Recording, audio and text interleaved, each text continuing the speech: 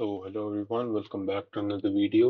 And इस वीडियो में हम सीक्वेंस एंड सीरीज के कुछ क्वेश्चंस करेंगे। एंड ये चैप्टर मेरा बहुत फेवरेट चैप्टर है क्योंकि इससे बहुत ज्यादा क्वेश्चंस आते हैं और काफी आसान भी है। ठीक है, तो चलिए शुरू करते हैं। एंड एक और चीज है, मैंने लास्ट वीडियो में बोला था कि मैं इंटीग्रेशन के लिए एक वन शॉट लाऊंगा, तो उसके रिगार्डिंग मेरे को कुछ बात करनी थी, वो तो मैं वीडियो के लास्ट में करूंगा। ठीक है, सो चलो अब पहले क्वेश्चन से शुरू करते हैं। तो अच्छा, इसमें बता देता हूँ कि साइन थीटा को मैं एस लिखूंगा एंड कॉस थीटा को मैं सी लिखूंगा। ठीक है, तो पहले ये इक्वेशन लिख लेते हैं। X square s minus x into s C plus one plus c equal to zero. ठीक है, तब निकालना क्या है। Let alpha beta be the roots of the quadratic equation this, and theta की रेंज इधर के। ठीक है, and alpha is less than beta. Okay, तो हमें ये समेशन निकालना है। ओके ठीक है, तो पहले तो इसकी रूट्स निकालनी पड़ेंगी। तो क्वाड्रेटिक फॉर्मूले से लिखते हैं इसकी रूट्स। एस सी plus one plus minus under root S सी प्लस वन का whole square minus four S C. ठीक है, अपॉन में टू एस। अब देखो तो ये बन जाएगा एस सी plus one plus minus under root, ये बन जाएगा एस सी माइनस वन का होल स्क्वायर अपॉन में टू एस। तो देखो ये अब इसको हम क्या लिखेंगे, इसको हम लिखेंगे एस सी plus one plus minus one minus s c. अब ये क्यों लिखा मैंने, मतलब कैसे लिखा ये बताता हूँ। तो देखो, वो एस सी माइनस वन के होल स्क्वायर का अंडर रूट जो होगा वो mod s c minus one के बराबर होगा, है ना। तो देखो, अब क्योंकि मैं sine theta into cos theta को यहाँ पर बता देता हूँ, sine theta into cos theta को sine two theta by two लिख सकता हूँ। और इस इंटरवल में इस चीज की मैक्सिमम वैल्यू होगी वन बाई टू। अब क्योंकि इस चीज की मैक्सिमम वैल्यू ही वन से छोटी है, इसकी सारी वैल्यूज वन से छोटी ही होंगी, तो इसकी वजह से ये जो मॉड होगा ये माइनस के साथ ओपन होगा। दैट्स वाई मैंने यहाँ पे लिखा है वन माइनस एस सी। ठीक है, तो बस अब लिखते हैं इसके रूट्स। तो एक तो एक्स की वैल्यू आ जाएगी, जब प्लस वाला लेंगे तो साइन कॉस वाली टर्म्स कैंसिल हो जाएंगी, तो ये आ जाएगा वन अपॉन साइन थीटा। या फिर जब माइनस लेंगे तो ये आ जाएगा कॉस थीटा। अब देखो, इस इंटरवल में वन अपॉन साइन थीटा बड़ा होगा, तो देयर फोर एल्फा यहाँ पे कॉस थीटा हो जाएगा और बीटा यहाँ पे हो जाएगा वन अपॉन साइन थीटा। लेकिन क्योंकि यहाँ पे मेरे को वन बाय बीटा से डील करना है, तो मैं यहाँ पे वन बाय बीटा की वैल्यू लिख लेता हूँ, विच इज साइन थीटा। ठीक है, अब चलो ये जो समेशन निकालना है मुझे, मैं इसको एस बोल देता हूँ। S is equal to sigma n equal to zero to infinity alpha की power n plus minus one की पावर एन अपॉन बीटा की पावर एन। ठीक है, अब ये देखो, जब हम इसकी वैल्यूज प्लग इन करना शुरू करेंगे तो ये आएगा एस इज इक्वल टू, सबसे पहले मैं कॉस वाले लिखता हूँ one plus cos theta plus cos square theta and so on up to infinity, है ना। अब साइन थीटा वाली लिखता हूँ, ये आएगा वन माइनस साइन थीटा और यहाँ पे plus sine square theta plus so on up to infinity, है ना। यहाँ पे प्लस साइन स्क्वायर थीटा आएगा, इसके बाद माइनस साइन क्यूब थीटा, फिर प्लस साइन की power four theta and so on. तो देखो जो ये दोनों है ना, ये है एक infinite GP. And infinite GP का जो सम होता है वो तभी डिफाइंड होता है जब जो कॉमन रेशियो होता है वो उसकी एब्सोल्यूट वैल्यू वन से कम हो। ठीक है, ये कंडीशन होती है, क्योंकि अगर वन से बड़ी हो गई तब तो सम इंफिनिटी को टेंड कर जाएगा, तो वो नॉट डिफाइंड आएगा, है ना। तो इनफाइनाइट जीपी का जो सम होता है, sum is equal to a upon one minus r. R यहाँ पे होता है कॉमन रेशियो एंड ए होता है हमारा फर्स्ट टर्म। ठीक है, तो बस यहाँ पे लगा देते हैं फॉर्मूला, तो ये आ जाएगा 1/1 minus cos theta common ratio यहाँ पे, प्लस यहाँ पे फर्स्ट टर्म 1, यहाँ पे common ratio minus sine theta, तो ये बन जाएगा 1 + sin थीटा, है ना। तो ये आंसर आ गया हमारा, दिस इज माई आंसर। ठीक है, आई होप ऑप्शन में हो, ये देखते हैं कहाँ है ये 1 - cos थीटा अपन, हाँ तो सी आ गया। हाँ, चलिए तो ये वाला क्वेश्चन काफी आसान था, है ना। अब ये देखते हैं। ठीक है, तो राइट ऑफ द बैट मैं यहाँ पे सबसे पहले तो स्क्वायर ओपन कर लेता हूँ सारे। अब मेरे को यहाँ पे दिख रहा है 9 × 25 होगा 225, विच इज 15 का स्क्वायर, तो मैं इसको ऐसे लिख लूंगा 15a का होल स्क्वायर प्लस 3b का स्क्वायर प्लस यहाँ पे 5c का स्क्वायर, है ना। देखो ये, है ना। इसके बाद अब दो वाली टर्म्स लिखते हैं। So -75ac -45ab and -15bc equal to 0। तो देखो अब यहाँ पे मेरे को कुछ तो स्क्वायर कंप्लीशन करना पड़ेगा, है ना। वो तो देखने से लग रहा है ये स्क्वायर कंप्लीशन के बिना नहीं हो पाएगा। तो अब सवाल ये है कि अब स्क्वायर कंप्लीशन कैसे करूं मैं। तो देखो, पहले मैंने ट्राई किया था, मैं x + y + z का जो होल स्क्वायर होता है वैसा कुछ बनाने का ट्राई करूं, लेकिन उससे कुछ नहीं हो रहा था। वो मतलब इससे कोई चीज क्रिएट ही नहीं हो रही थी। तो फिर मैंने नोटिस किया, अब देखो यहाँ पे जो ये 75ac है, मैं इस चीज को 15a इंटू में 5c लिख सकता हूं, है ना। तो अगर मैं दो टर्म्स एट अ टाइम लेके उनके होल स्क्वायर्स बनाऊं, तो मेरा कुछ फायदा इसमें हो सकता है। उसके लिए हमें ये स्क्वायर्स वाली टर्म दो दो चाहिए होगी, और यहाँ पे भी हमको हर चीज में टू चाहिए होगा। क्यों? क्योंकि यहाँ पे a - b का होल स्क्वायर क्या होता है, a² + b² -2ab। तो यहाँ पे तो मेरे पास ab वाली टर्म है ना, टू मेरे को तब भी मल्टीप्लाई करना पड़ता। तो मैं दोनों साइड टू मल्टीप्लाई कर देता हूँ, यहाँ पे तो जीरो ही रहेगा, है ना। सो 2 × 15a का स्क्वायर प्लस 2 × 3b का स्क्वायर प्लस 2 × 5c का square -150ac -90ab -30bc equal to 0। आप क्या करो, अब एक एक प्लस करके लिख लो इनको। जैसे 15a² प्लस 3b का स्क्वायर, है ना। अब ए बी वाली टर्म कौन सी है यहाँ पे, 90, तो -90ab।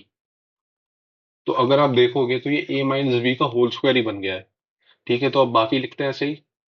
सो 15a का स्क्वायर प्लस 5c का स्क्वायर -150ac, और थर्ड है यहाँ पे 3b का स्क्वायर प्लस 5c का स्क्वायर -30bc इक्वल टू 0। तो देखो ये मैं बताता हूँ, ये हो गया 15a - 3b का whole square plus 15a - 5c का whole square plus 3b - 5c का होल स्क्वायर इक्वल टू 0। अब क्योंकि तीन स्क्वायर्स का सम 0 है, तो वो इंडिविजुअली भी 0 के बराबर होंगे। तो यहाँ पे देखो, यहाँ पे आ जाएगा 15a = 3b, that implies 5a = b। यहाँ से क्या आ जाएगा, 3a = c। यहाँ से आ जाएगा 3b = 5c। ठीक है, अब यहाँ तक हो गया है। तो देखो, अब मेरे को निकालना है कि इन चीजों में से ट्रू क्या है। तो इस चीज का बेस्ट मेथड रहेगा ऑप्शन वाइज चेक करना। कि जैसे अगर मेरे को यहाँ पे दे रखा है फर्स्ट ऑप्शन में कि एबीसी जीपी में है, तो पहले मैं इसको ट्रू मान लूंगा। उससे मेरे पास इक्वेशन आएगी b² = ac। एंड इनकी मदद से, ये जो मेरे पास तीन इक्वेशंस है और ये इक्वेशन आई है, इनकी मदद से मैं सॉल्व करूंगा। और जो मेरे पास फाइनल आंसर मिलेगा, अब मान लो मैं सॉल्व करते करते एक ऐसी स्टेटमेंट में पहुंच गया जो कि एक इनमें से किसी स्टेटमेंट के बराबर है, या फिर वो एक यूनिवर्सली ट्रू स्टेटमेंट है, तो मतलब वही इक्वेशन जो मैंने स्टार्टिंग में ट्रू कंसिडर करी थी वो मेरा आंसर होगा, है ना। तो मैंने इसका आंसर पहले से ही अभी वीडियो से पहले निकाला था, तो इसका आंसर सी आएगा। तो मैं सी की हेल्प से बताने की कोशिश करता हूँ मैं क्या कह रहा हूँ। यहाँ पे ऑप्शन सी में दे रखा है A C, B C and A are in AP. B C A अगर एपी में है तो ये आ जाएगा 2C is equal to B plus A. इसका मतलब सी, बी और ए एपी में है। तो देखो सॉरी, है ना। तो देखो 2C की वैल्यू मैं यहां से लिख सकता हूँ 6B/5, और बी की वैल्यू मैं यहां से, सॉरी, ए की वैल्यू मैं लिख सकता हूँ यहां से B+B/5। तो जो ये स्टेटमेंट है मेरे पास, ये एक यूनिवर्सली यूनिवर्सली ट्रू स्टेटमेंट है। सो देयरफॉर जो मेरा ऑप्शन सी है, जो मैंने इसमें स्टेटमेंट कंसिडर की थी, वो सही है। तो मेरा सी करेक्ट आंसर हो गया। आपको ऐसे चेक करना है, ठीक है। मैंने पहले से चेक करके रखा था इसलिए मेरे को पता है, वरना आपको एग्जाम में एक एक ऑप्शन करके चेक करना होगा, ठीक है। तो ये क्वेश्चन भी काफी आसान था, बस लास्ट में थोड़ा सा टाइम लग सकता है, लेकिन ओवरऑल ये भी इजी क्वेश्चन था। चलिए अब ये देखते हैं।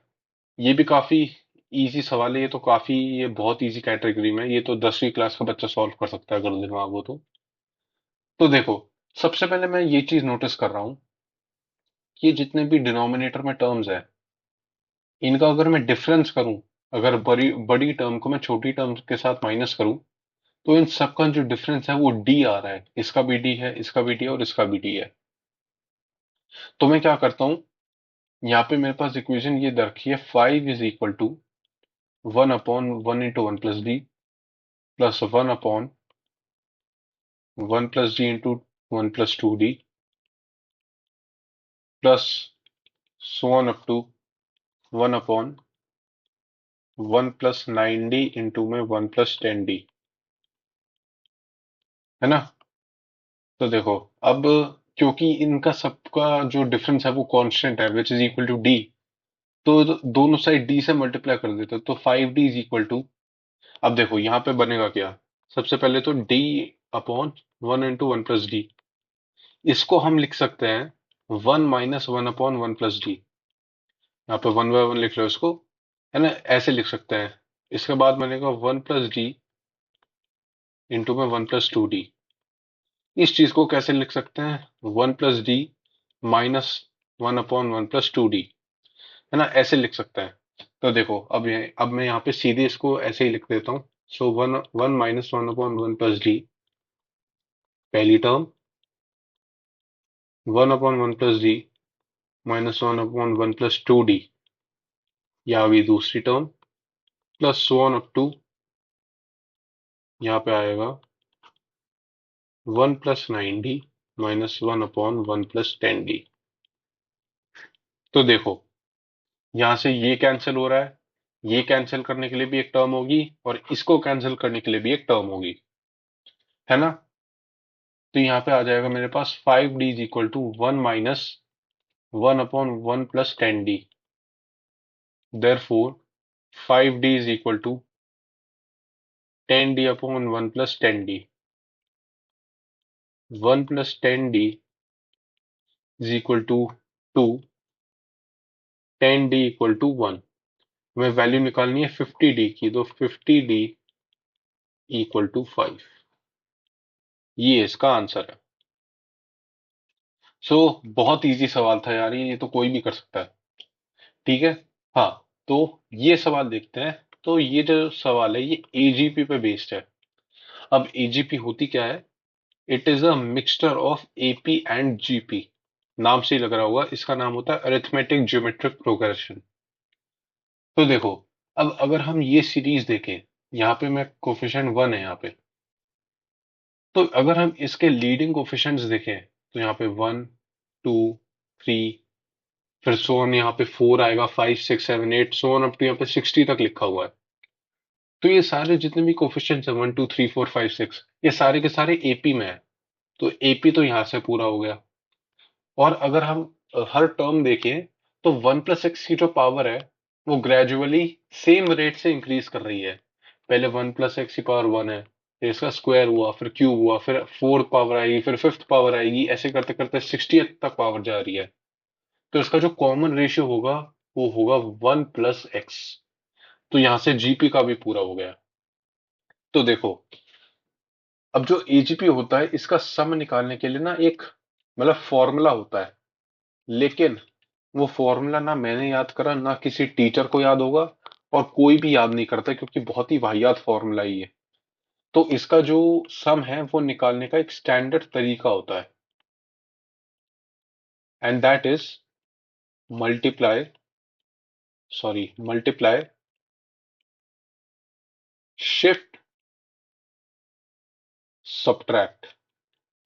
अब क्या मल्टीप्लाई करना है, क्या शिफ्ट करना है, क्या सब्ट्रैक्ट करना है, बताता हूं। तो देखो, सबसे पहले मैं लिख लेता हूं S = 1 × 1 + x +2 × 1 + x², x का होल स्क्वायर, 3 × 1 + x का whole cube, so on up to 60 × 1 + x⁴ 60। तो देखो, इसका जो कॉमन रेशियो है उससे हमें दोनों साइड मल्टीप्लाई करना है। तो ये हो जाएगा 1 + x इंटू में s। अब देखो, अब हमें शिफ्ट करके लिखना है। तो देखो, शिफ्ट करके कैसे लिखना है, जब मैं इस चीज में 1 + x मल्टीप्लाई करूंगा, तो यहाँ पे 1 पावर है, तो यहाँ पे हो जाएगा 1 × 1 + x का होल स्क्वायर। उसको मैं लिखूंगा इस चीज के नीचे, तो 1 × 1 + x का होल स्क्वायर। उसके बाद आएगा 2 × 1 + x का whole cube. I hope you are following, है ना। प्लस यहाँ पे, अब इससे पहले यहाँ पे क्या था, 59 × 1 + x⁴ 59। यहाँ पे आ जाएगा 59 1 + x⁴ 60। और लास्ट टर्म होगी यहाँ पे 60 × 1 + x⁴ 61। अब मुझे सब्ट्रैक्ट करना होगा। अब मैं इन दोनों को सब्ट्रैक्ट करूंगा, और जो टर्म जिसके नीचे लिखी है वो उससे सब्ट्रैक्ट होगी। अब इसका फायदा देखना तुम क्या होता है। तो s - 1 + x इंटू s, तो ये हो जाएगा -xs which is equal to 1 + x। इसके नीचे कोई टर्म नहीं लिखी थी तो जीरो माइनस हुआ इससे। ये बन गया 1 + x का होल स्क्वायर, प्लस ये बन गया 1 + x का whole cube, so on up to ये बन जाएगा 1 + x⁴ 60। और ये टर्म छूट गई हमारे पास, -60 × 1 + x⁴ 61। अब अगर आप ये सारी चीज देखो, तो ये तो हमारी नॉर्मल जीपी है, इसका तो सम मेरे को पता है। तो इसका जो सम होता है that is -xs is equal to 1 + x into में कॉमन रेशियो की power number of terms, so 1 + x⁴ 60 -1 upon 1 + x - 1, that is x। यहाँ पे ये चीज हमारे पास एज इट इज है 1 + x⁴ 61। तो अगर आप ध्यान से देखोगे, मेरे को निकालना है 60² इंटू s/60। तो मेरे को ये निकालना होगा x² इंटू s/x। मुझे इसका फॉर्मूला निकालना होगा। तो देखो, वो सीधे सीधे बन रहा है क्योंकि एक x तो है हमारे पास, एक x यहाँ बैठा, तो मैं इसको क्रॉस मल्टीप्लाई कर देता हूँ। वो करने से पहले मैं इसको एक बार सुंदर तरीके से लिखना चाहता हूँ।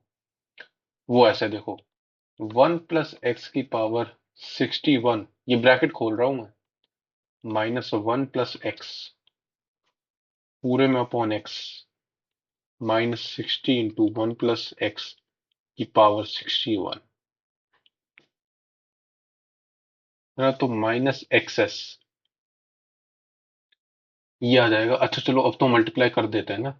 x मल्टीप्लाई कर दिया मैंने, तो ये हो जाएगा -x² into s is equal to 1 + x⁴ 61 -60x 1 + x⁴ 61 -1 + x। इससे मैं 1 + x⁴ 61 कॉमन निकाल रहा हूं। तो -x² s is equal to 1 + x⁴ 61 1 - 60x -1 + x। Therefore अब माइनस से मल्टीप्लाई कर दो, x² into s of x is equal to 1 plus x plus ये बन जाएगा 60x-1, यही बनेगा, टेंशन मत लो। 1 प्लस एक्स की पावर 61। तो ये आ गया मेरा इसका फॉर्मूला। अब मेरे को बस इसमें एक्स की वैल्यू 60 डाल दो। Plus 60 square into s of 60 is equal to, ये होगा 61 प्लस ये बनेगा 3600। 3600 माइनस 1, दैट इज 3599 इंटू में 61 की पावर 61। अब ये हमें इक्वल दे रखा था a इंटू बी की पावर b प्लस b। तो यहां से कंपेयर कर लो। a है 3599, b है 61। तो इसका मतलब a प्लस b की मेरे पास वैल्यू आ गई 3660। ये मेरा आंसर है। तो अब जिसको भी एजीपी आती होगी ना अच्छे से, जिसने प्रैक्टिस कर रखी होगी, तो वो ये सवाल बड़ी आसानी से कर लेगा। और जिसको नहीं आता वो तो मतलब हवा भी नहीं लगेगी उसको कि यार करना क्या है इसमें। चलिए, तो अब ये क्वेश्चन करते हैं, और ये बहुत बढ़िया सवाल है ना। ये बहुत बढ़िया सवाल है, पहली बार में ये मुझसे भी नहीं हुआ था। ठीक है, तो देखते हैं। Let the first term of series be t1 equal to 6 and its rth term. तो मेरे को rth टर्म दे रखी है r माइनस 1th टर्म के फॉर्म में। अब यही चीज है। अब देखो, मेरे को tr दे रखी है as a function of tr-1। tr-1 के फंक्शन में मेरे को दे रखी है ये। और this is valid for r equal to 2 to n, है ना, क्योंकि t1 हमें दे रखी है। अब मुझे ये जो tr-1 के फॉर्म में दे रखी है, मेरे को इसको r के फॉर्म में लाना होगा। यही मेरे को करना है, यही इस क्वेश्चन में कराया जाएगा। सम तो 2 सेकंड में हो जाएगा। ये सम की चीज बोल के हमसे n निकलवा रहा है, वो तो 2 सेकंड में हो जाएगा। मेरे को बस ये काम करना है। मेरे को tr-1 के फंक्शन से लेके r के फंक्शन तक लाना है इसको। तो देखते हैं। सबसे पहले t1 इज इक्वल टू 6। अब t2 लिखता हूं मैं। 2 डालो यहाँ पे इसके वैल्यू, तो दिस इज 3 इंटू 6 प्लस 6 का स्क्वायर। ठीक है, अब t3 लिखते हैं। 3 इंटू, अब t2 डालेंगे यहाँ पे, 3 इंटू 6 प्लस 6 का स्क्वायर, प्लस यहाँ पे आ जाएगा 6 का क्यूब। इसको लिख लो अच्छे से, 3 square into 6 plus 3 into 6 square plus 6 का क्यूब, है ना। अब देखो, अब यहाँ पे मैं क्या करूंगा। अब यहाँ पे t2 में देखना, मैं 3 इंटू 6 कॉमन निकालूंगा। 3 इंटू 6 अगर मैंने कॉमन निकाला, तो वो आएगा 1 प्लस 6/3। ये चीज आएगी। यहां से मैं निकालूंगा 3 स्क्वायर इंटू 6 कॉमन। तो 3 स्क्वायर इंटू 6 अगर मैंने कॉमन निकाला, तो दिस इज 1 प्लस 6/3 प्लस 6/3 का स्क्वायर। अब लग गया पता। तो जो टीआर है, तो देखो, T2 में यहाँ पे 3 की पावर 1 है, T3 में यहाँ पे 3 की पावर 2 है। सो TR इज इक्वल टू 3 की पावर R-1। दोनों में 6 है, तो 3 की पावर R-1 इंटू में 6 इंटू 1 प्लस 6/3 प्लस 6/3 का whole square, so on up to T3 में लास्ट पावर 2 है, T2 में 1 है। लास्ट में आएगा इसमें 6/3 की पावर R-1। ये मेरा इसका R के फॉर्म में आ गया है। सो 6 इंटू 3 की पावर R-1, इसको थोड़ा सजा के लिखते हैं। ये 2 ही बन जा रहा है। तो 1 plus 2 square, so one up 2 plus 2 की पावर R-1। तो TR इज इक्वल टू 6 3 की पावर R-1। तो ये टोटल R टर्म्स है, तो 2 की पावर R-1 अपॉन 2 - 1, तो वो तो 1 ही हो जाएगा, है ना। ये आ गया। अब इसको भी थोड़ा अच्छे से लिखने की कोशिश करते हैं। 3 की पावर R-1 होता है 3 की पावर R/3, ये होता है। तो 6 मल्टीप्लाइड है तो वो 2 बन जाएगा। मैं इसको ऐसे लिख देता हूँ, 2 into 3 की पावर r इंटू 2 की पावर r-1। तो ये बन जाएगा 2 into 6 की पावर r-3 की पावर r। ये है t r. This is the value of t r in terms of r. मेरे को दी किस में रखी थी? टी r-1 के फॉर्म में। मैं उसको किस में लाया? आर के फॉर्म में। तो यही चीज थी जो हमें करनी थी। अब तुमको देख के लग रहा होगा ये काफी आसान है। तो यार ये एग्जाम में बैठ के ये चीज सोचना ये काफी डिफिकल्ट है। मेरे को याद है अभी भी, जो मेरे सर थे उन्होंने ये क्वेश्चन किसी और तरीके से किया था। वो मेरे को याद नहीं है, लेकिन मैंने जब ये तरीका देखा तो ये मेरे को ज्यादा आसान लगा। एंड मैं एडमिट कर रहा हूँ, पहली बार में मैं भी ये क्वेश्चन नहीं कर पाया था। ठीक है। तो ये मैं तभी कह रहा हूँ ये काफी अच्छा सवाल है। और अगर ऐसे सवाल आपसे मतलब जब आप स्टार्ट करो और एक पॉइंट पे लगे कि यार नहीं हो रहा है, तो यार ईगो के चक्कर में ना, ईगो के चक्कर में मतलब ये मत सोचना कि यार मैं तो करके ही रहूंगा।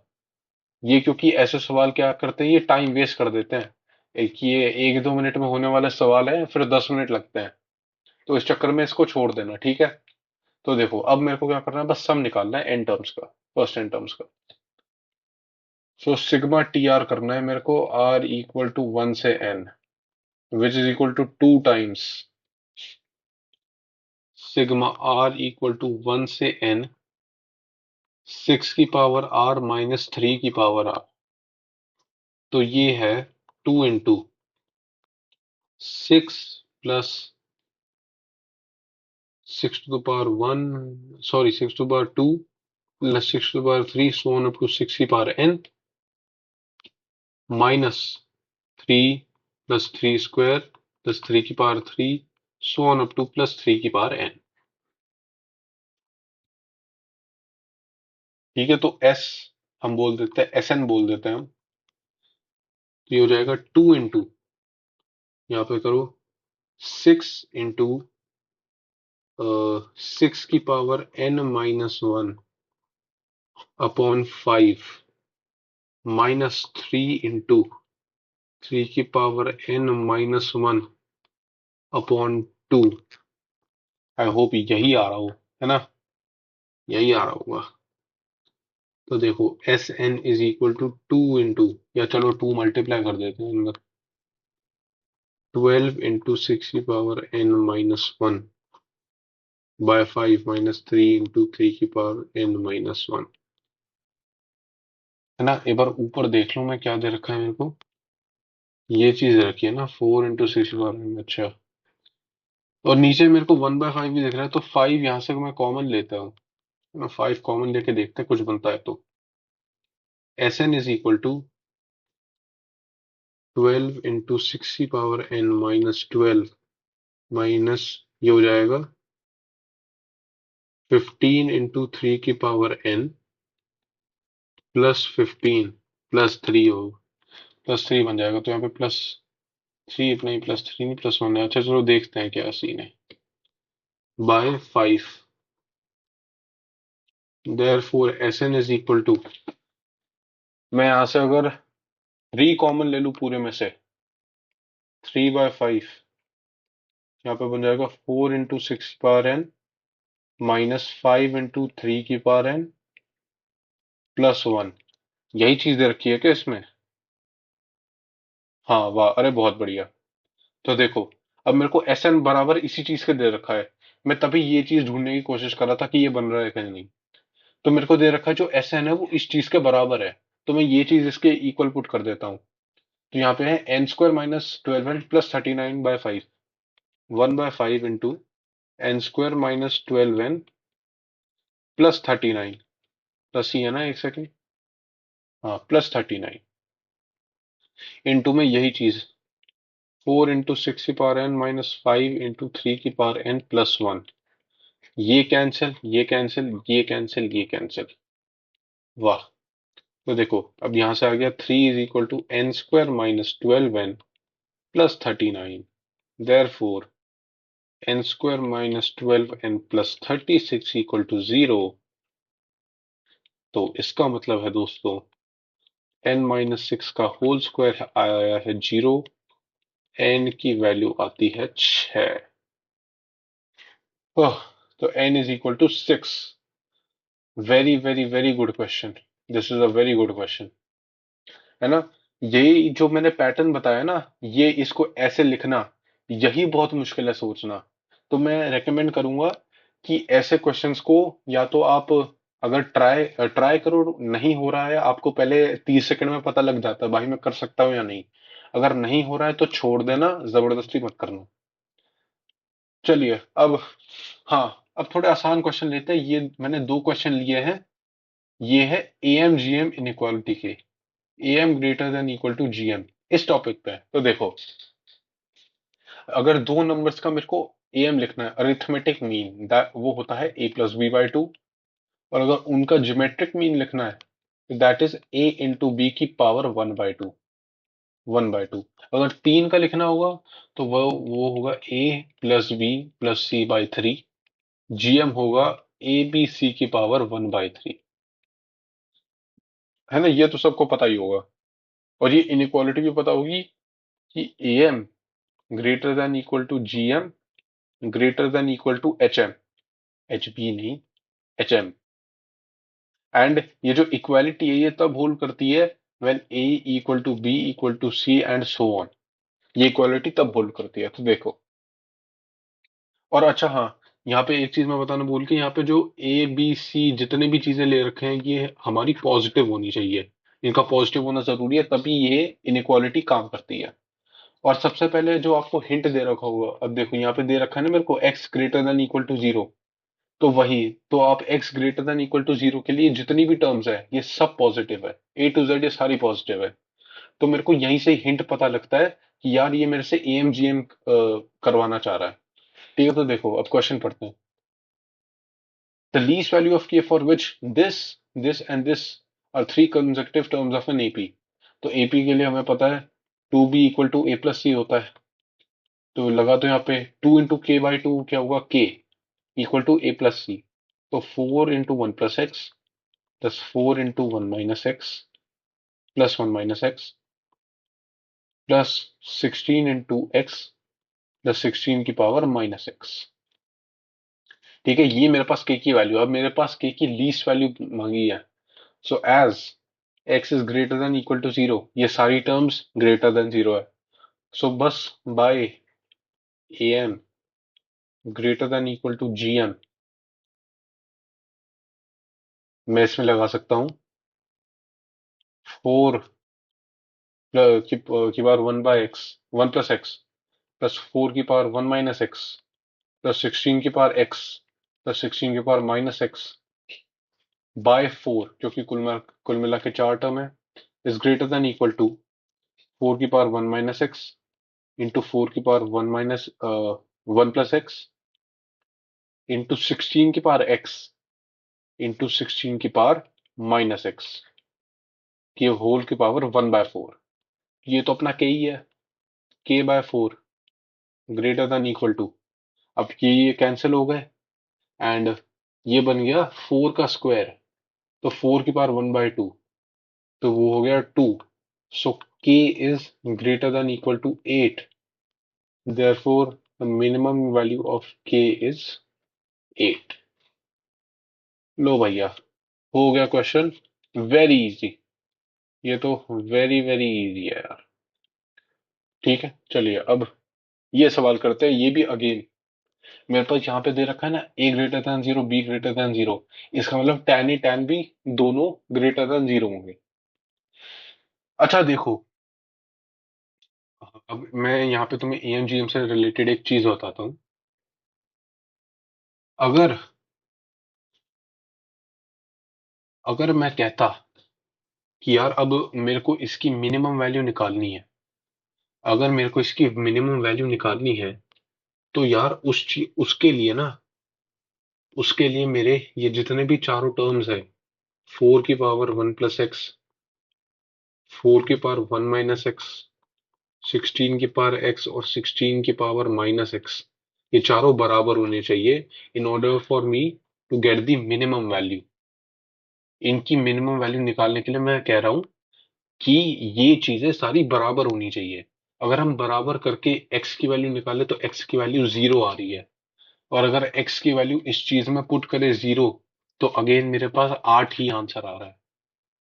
तो मैं कह रहा हूं मिनिमम वैल्यू के केस में अगर जैसे मैं a+b+c/3 greater than equal to abc⁻1/3 है, और मान लो ये abcd कुछ अगेन k के बराबर है, मेरे को k की मिनिमम वैल्यू निकालनी है। तो k की मिनिमम वैल्यू तब आएगी जब a equal to b equal to c होगा, मैं ये कहना चाह रहा हूँ ना। आई होप आप लोग समझे। तो या फिर मैं कहना चाह रहा हूँ अब a equal to b equal to c के केस में am इक्वल टू gm आ जाता है। तो when am will be equal to gm या फिर सारी कॉरेस्पॉन्डिंग टर्म्स इक्वल होंगी, उसी केस में, सिर्फ उसी केस में आपकी मिनिमम वैल्यू आपको मिल जाएगी। तो अगर मैं ये चीज इसमें यूज करूं कि यार अगर tan a plus tan b है, मेरे को इसकी मिनिमम वैल्यू निकालनी है, तो tan a plus tan b/2 greater than equal to under root of tan a tan b। तो इसकी मिनिमम वैल्यू के लिए tan a equal to tan b होना चाहिए, tan a equal to tan b होना चाहिए। तो इसका मतलब अब tan a tan b बराबर है, दोनों पॉजिटिव है, तो a इक्वल टू b होना चाहिए। और a इक्वल टू b इसलिए लिख रहा हूँ क्योंकि इनका सम ही π/6 है। अगर पाई से ज्यादा जाता तो हम मल्टीपल केसेस लेते। तो अगर a इक्वल टू b है और दोनों का सम π/6 है, तो a equal to b equal to π/12 हो जाएगा। As simple as that. बस अब मेरे को 2 टाइम्स tan π/12 की वैल्यू लिखनी है बस। अब अगर आप अच्छा होगा कि अगर आप ये tan π/12 π/18 है ना, सो इन सब की वैल्यू आप याद रखें, तो उससे क्या होता है, हेल्प बहुत मिलती है आपको, एग्जाम में निकालनी नहीं पड़ती। चलो इसकी तो फिर भी निकल जाएगी, बाकी चीजों की जैसे 18 डिग्री वगैरह की नहीं निकलेगी, है ना। तो इसलिए आप उसको याद रखो तो अच्छा है। सो ये हो जाएगा 2 × 2 - √3, ये होती है इसकी वैल्यू, तो विच इज इक्वल टू 4 - 2 √3। ये आ गया हमारा आंसर। सो ऑप्शन बी, है ना। तो जो ये चीज मैंने बताई ना, मिनिमम वैल्यू के लिए ये सारी कॉरस्पॉन्डिंग टर्म्स बराबर होनी चाहिए, और सारी की सारी इस केस में इस केस में चारों बराबर होनी चाहिए थी। चारों बराबर करके हमने देखा भी, x0 आया, x0 पे ये 8 ही आ रहा था। और इस केस में भी ए बी सी तीनों बराबर होनी चाहिए, ठीक है। तो ये एएमजीएम का छोटा सा कंसेप्ट था। मैंने बस दो ही क्वेश्चन लिए थे इसके, क्योंकि जब मैं एप्लीकेशन ऑफ डेरिवेटिव पे वीडियो बनाऊंगा, इसमें मैं सोच रहा हूँ इसकी जो वर्ड प्रॉब्लम्स आती है, वर्ड प्रॉब्लम्स मतलब जो एनसीईआरटी और जेई मेंस, और कुछ तो एनसीईआरटी की प्रॉब्लम्स है एओडी की, जो सीधे जेई एडवांस में सही में क्वेश्चन आए उनसे, है ना। तो उनके लिए जब मैं वीडियो बनाऊंगा वर्ड प्रॉब्लम्स की अलग से, तो उसमें मैं एएमजीएम का ही इस्तेमाल करूंगा आधी से ज्यादा चीजों में। हमको एनसीईआरटी में जब हम पढ़ रहे होते हैं तो बोर्ड्स के चक्कर में हमको हमेशा उससे डेरिवेटिव से निकालना पड़ता है। लेकिन कंपटीशन में ये मैटर नहीं करता कि आप सॉल्व कैसे कर रहे हो, आपका आंसर आना चाहिए सही तरीके से। तो फिर एओडी की वर्ड प्रॉब्लम्स में हमें मिनिमम मैक्सिमम वैल्यू निकालने के लिए एएमजीएम का बहुत अच्छे से यूज करना आना चाहिए, क्योंकि इससे क्वेश्चन बहुत जल्दी होता है। ठीक है, तो जब मैं इसके लिए वीडियो बनाऊंगा, तब मैं एएमजीएम के और प्रॉब्लम्स डिस्कस करूंगा। मतलब इनमें ट्रिग्नोमेट्रिक चीजें भी हम डील करेंगे एमजीएम के अंदर ही। ठीक है, वो बात की बात है। अभी ये लास्ट क्वेश्चन देखते हैं। एंड हाँ, ये चीज अब इस क्वेश्चन के रिगार्डिंग एक चीज मेरे को डिस्कस करनी है आप लोगों से। पहले क्वेश्चन पढ़ते हैं, है ना। तो देखो, let the positive integers be written in the form, इस फॉर्म में लिखे हैं, है ना। इसको पास्कल्स ट्रायंगल बोलते हैं। ठीक है, so if the kth row contains exactly K numbers for every natural number K. अब ये कह रहा है कि अगर kth रो में k एलिमेंट्स है, जैसे फर्स्ट रो में कितने एलिमेंट है 1, सेकंड में 2, थर्ड में 3, ऐसे कह रहा है ये। So k numbers for every natural number k, then the row in which this number will be in. हमें बताना है 5310 ये किस रो में होगा, है ना। अब ये चीज बतानी है, तो देखो, अब ये सॉल्व करने का जो तरीका मुझे पता है, मैं तो वो बता रहा हूँ। अगर आपके पास ये सॉल्व करने का एक अच्छा तरीका है तो प्लीज मेरे को वो भी बताना, क्योंकि मेरा तरीका भी आप देखोगे तो मैं बताऊंगा आप क्या है। तो देखो, अब ये जो नंबर है 5310, अब ये जिस भी रो में होगा, या तो ये एक एक्सट्रीमिटी का नंबर होगा, या इन एक्सट्रीमिटीज के बीच में लाई करेगा, है कि नहीं? या तो ये एक्सट्रीमिटी का नंबर होगा, या ये इन एक्सट्रीमिटीज के बीच में लाई करेगा। सो देयरफॉर अब मैं सोच क्या रहा हूं कि एक तो जितने भी ये सारे नंबर्स हैं और ये सारे नंबर्स हैं, इनकी सीरीज का एक बार फॉर्मूला लिख देते हैं। ठीक है। अब जैसे अगर मैं इनकी बात करूं, इन वाले नंबर्स की, तो इनका फॉर्मूला लिखना तो काफी आसान है। तो देखो, फर्स्ट टर्म वन, फिर उसमें +2, फिर उसमें +3, फिर उसमें +4। तो फर्स्ट टर्म इज वन, उसमें +2 करके सेकंड सेकंड टर्म मिल जा रही है, उसमें +3 करके थर्ड टर्म मिल जा रही है, उसमें +4 करके फोर्थ टर्म मिल जा रही है। So on up to kth row के लिए ये वैलिड रहेगा। तो अगर मैं इसका टी के निकालूं, मतलब जनरल टर्म लिखो, तो ये आ जाएगी k × k+1/2, यही आ जाएगी ये। ठीक है। अब इस रो के लिए निकालना पड़ेगा। इस रो के लिए मैं ऐसे बोल के नहीं निकाल सकते, इसका करके निकालना पड़ेगा। तो मैं इसको टी के डैश बोल देता हूँ, या फिर टी के डैश नहीं, मैं इसको हम सम के फॉर्म में निकालते हैं। अब मान लो अगर मैंने एस बोल लिया, 1 + 2 + 4 + 7, so on up to T K -1, T के डैश -1 + टी के डैश, है ना? अब मैं इसको अगर शिफ्ट करके लिख दूं, ये तरीका होता है जनरल टर्म निकालने का, काफी अच्छा तरीका होता है ये। +Tk dash -1 +Tk dash.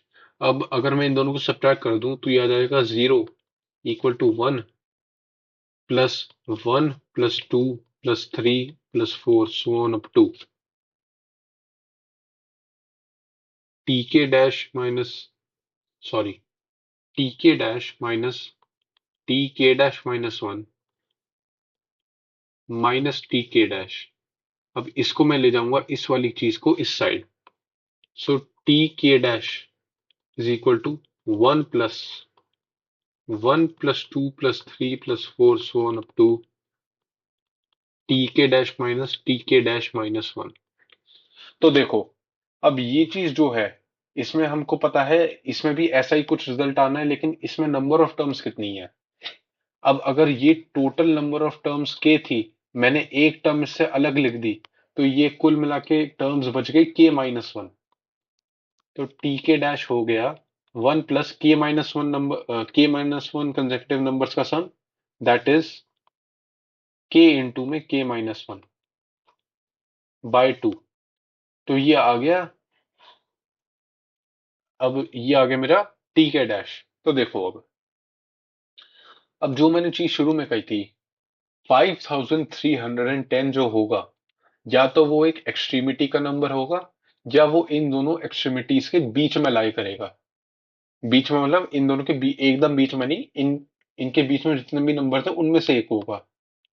तो यहाँ पे मैं एक बनाऊंगा इनइक्वालिटी कि 5310 should be less than equal to this, या तो इसके बराबर हो सकता है या इससे पहले हो सकता है।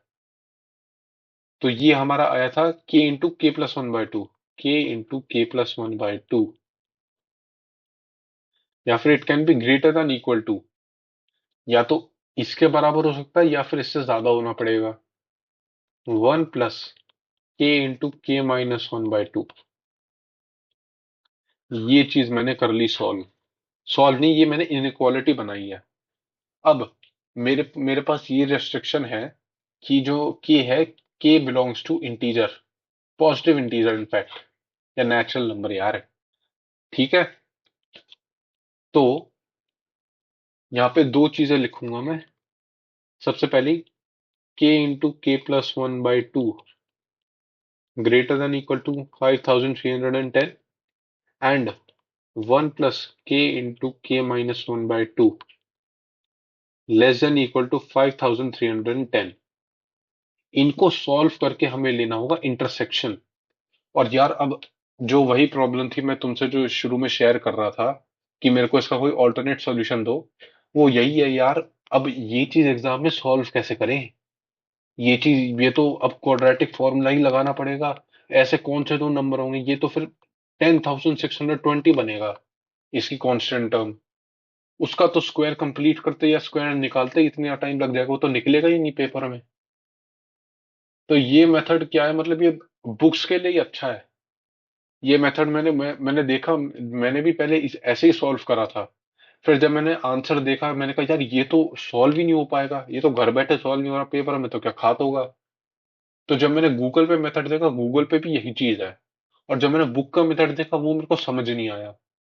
तो क्या, अगर मतलब मैं आप लोगों से रिक्वेस्ट करूंगा, जो भी देख रहा है, कि मेरे को इसका कोई इजियर सॉल्यूशन हो, या फिर जो भी आपकी किताब में लिखा हो, क्योंकि ये क्वेश्चन है हर किताब में, ये पीवाईक्यू ही है जेईई मेन का, 2024 में आया था। तो अगर आपका सॉल्यूशन हो इसके पास, जो कि थोड़ा आसान हो या सिंपल टू अंडरस्टैंड हो, प्लीज मेरे साथ शेयर करना, मैं अपना इंस्टाग्राम नीचे मेंशन कर दूंगा। सो अब ये मैंने क्या किया, ये ऑनलाइन कैलकुलेटर से मैंने सॉल्व किया, और क्योंकि और तो ऑप्शन है नहीं कोई। और जब इसका मैंने इंटरसेक्शन लिया, तो के की वैल्यू आ रही थी 103, और यही आंसर है ना। सो के की वैल्यू है, के इज 103। ठीक है, बट प्लीज यार, अब मैंने जो वही का, मैं एक चीज बार बार रिपीट नहीं कर रहा, लेकिन एग्जाम में ये सॉल्यूशन नहीं हो पाएगा, ये सॉल्व ही नहीं हो पाएगा, क्वेश्चन छोड़ना पड़ जाएगा। इसलिए please do share a valid solution with me. And तो अब बस वीडियो एंड हो चुकी है, यहाँ पे हमने 1 2 3 4 8 अच्छे सवाल किए, जिनमें से कुछ काफी इजी थे, एंड कुछ, जैसे ये हो गया एंड ये काफी आसान था। ये भी अच्छा क्वेश्चन है, ये भी आप रिपीट करना। ये भी ठीक सवाल है, ये इतना मुश्किल नहीं है, एंड ये भी स्टैंडर्ड सवाल है। तो मैं कहूंगा, यहाँ पे आज 3 ऐसे सवाल थे जो काफी अच्छे थे, जो आप रिपीट कर सकते हैं। एंड बस, thank you so much. And हाँ, इंटीग्रेशन वाली जो वीडियो है, मैं कुछ टाइम में निकालूंगा, क्योंकि वो 4 5 घंटे की वीडियो होगी, तो मेरे को वो बनाने में काफी टाइम लगेगा। एंड क्योंकि कॉलेज काउंसलिंग भी आ रही है, तो मैं उसमें बिजी रहूंगा। टिल देन मैं बाकी और टॉपिक से वीडियो बनाता रहूंगा, जैसे अगली वीडियो में प्रोबेबिलिटी एंड स्टैटिस्टिक्स की लाऊंगा। तो थैंक यू अगर आपने एंड तक देखा तो, एंड आई प्रॉमिस कि इंटीग्रेशन की वीडियो आएगी, लेकिन थोड़ी टाइम बाद आएगी। एंड तब तक के लिए thank you so much, love you all, and make sure to like and subscribe.